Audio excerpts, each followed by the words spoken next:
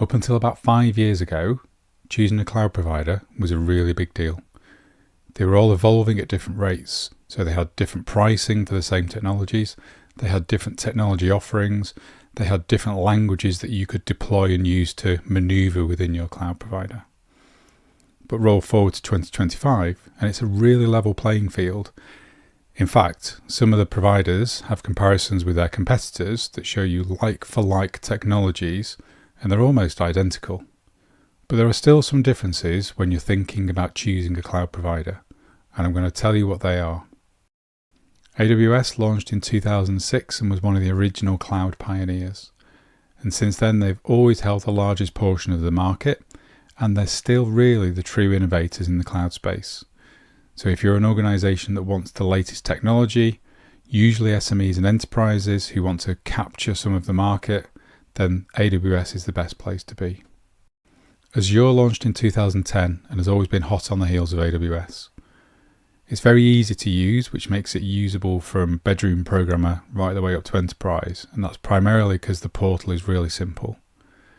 But its success really comes from its integration with Windows, with Office 365 and some of the other Microsoft tooling, particularly around its security model for Enter ID. Google's GCP, launched in 2011, has always been playing second fiddle or third fiddle to Azure and AWS. Has a fairly small market share, about 11%, but what it's really good at is performance data processing, and it's considered the most secure of the top three.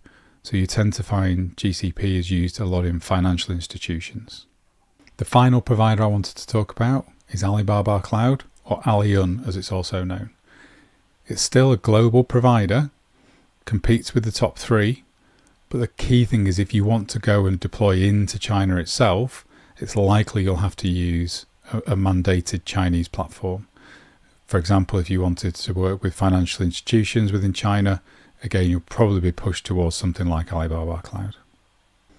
So whilst cost and technology choice may not be the deciding factor anymore, it's still worth considering which cloud provider or providers, and that's another video, you may want to adopt.